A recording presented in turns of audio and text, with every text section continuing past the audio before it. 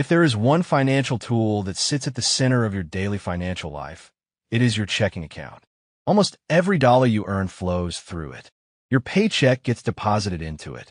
Your rent, bills, groceries, and daily expenses come out of it. It is the operational hub of your personal finances, and yet most people have never taken the time to fully understand how it works.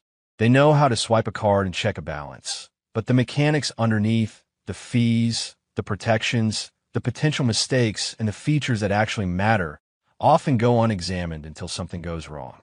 This video changes that.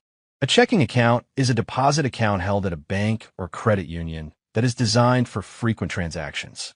Unlike a savings account, which is intended for money you're setting aside and not touching regularly, a checking account is built for access. You deposit money in and you move money out repeatedly in the course of everyday life. The account is linked to a routing number and an account number, which are used to identify your specific account at your specific institution when money needs to move electronically. These two numbers are what allow your employer to send your paycheck directly to your account, what allow you to set up automatic bill payments, and what appear at the bottom of a paper check. When you open a checking account, you're issued a debit card. This is the card you use to make purchases and withdraw cash from ATMs. It is important to understand that a debit card is not a credit card. When you use a debit card, the money comes directly out of your checking account in real time or within 1 to 2 business days. You are spending money you already have. When you use a credit card, you are borrowing money from the card issuer and agreeing to pay it back later. The distinction matters because the consequences of overspending are very different. With a debit card, if you spend more than you have in your account, you either get declined or you trigger an overdraft. With a credit card, you can accumulate a balance and interest charges over time.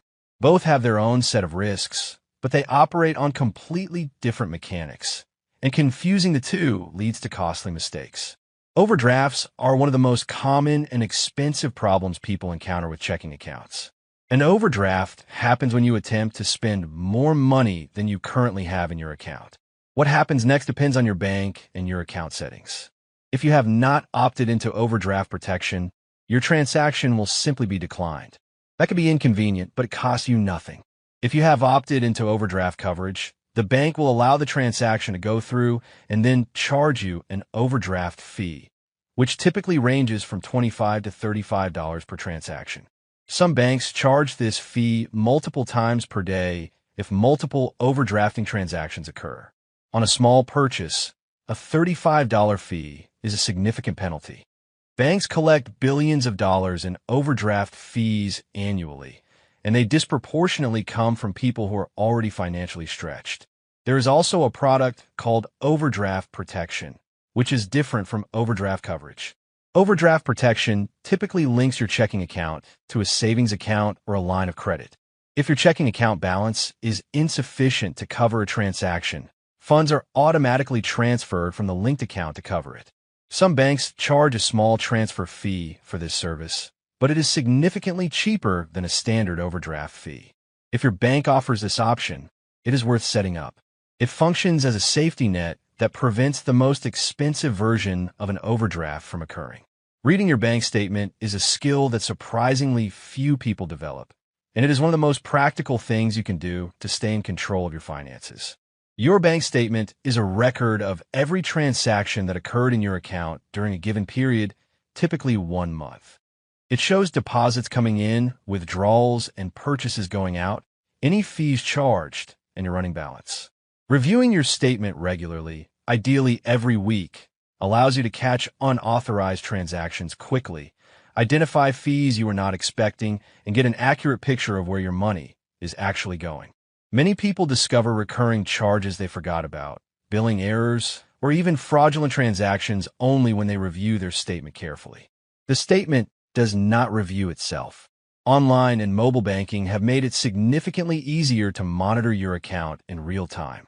Most banks and credit unions offer apps that show your current balance, recent transactions, and pending charges. Pending charges are transactions that have been authorized but not yet fully processed, and they can cause confusion because your available balance may be lower than your actual balance until those transactions clear.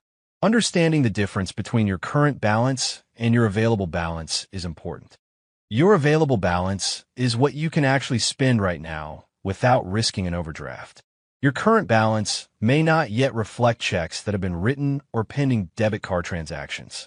Direct deposit is a feature that allows your employer or any other payer to send money electronically directly into your checking account.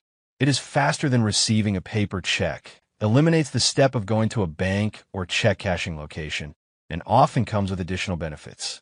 Many banks waive monthly maintenance fees for accounts with direct deposit.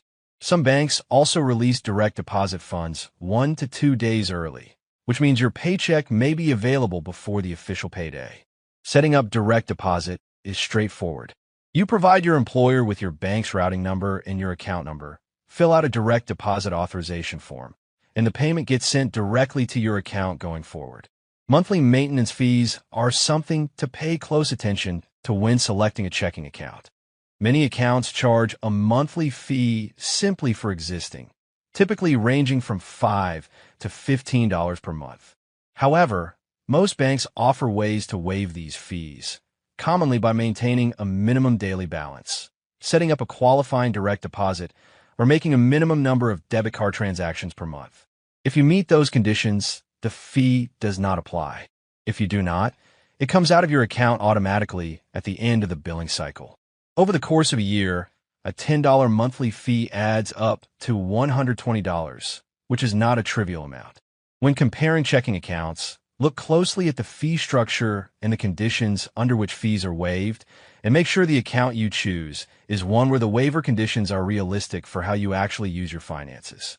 ATM fees are another cost that accumulates quietly. When you use an ATM that is outside of your bank's network, you are typically charged a fee by both the ATM operator and your own bank. These fees are usually between $2 and $5 per transaction, which means a single out-of-network ATM withdrawal can cost you $5 to $8 on top of the amount you withdrew. The easiest way to avoid this is to use ATMs within your bank's network. Use your debit card for purchases and request cash back at the register, or choose a bank or credit union that reimburses ATM fees.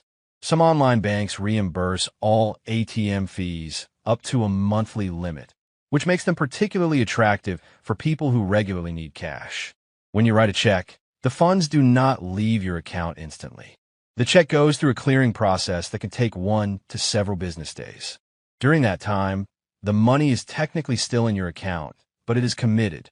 Writing a check and then spending the same money before the check clears is how people end up in overdraft situations they did not anticipate. The same principle applies to electronic transfers and bill payments that are scheduled for future dates. Your balance at any given moment reflects completed transactions, not ones that are in process. Keeping a mental or written buffer in your account for committed but not yet cleared transactions is a simple habit that prevents a lot of unnecessary problems. One more feature worth understanding is the ability to place a stop payment on a check. If you have written a check and want to cancel it before it is cashed, you can request a stop payment through your bank. There is usually a fee for this service, typically around $30, and a stop payment is only valid for a limited time period. It does not work retroactively if the check has already been processed. It is a useful tool in specific situations, such as if a check is lost or if you need to cancel a payment for a service you no longer want, but it is not a substitute for careful account management. Understanding your checking account at this level of detail gives you the foundation to use it as the effective financial tool it is designed to be. The account itself is neutral. It is simply a container and a set of mechanisms for moving money. What determines whether it helps or costs you is how well you understand the rules, fees, and features attached to it, and how consistently you monitor what is happening inside it.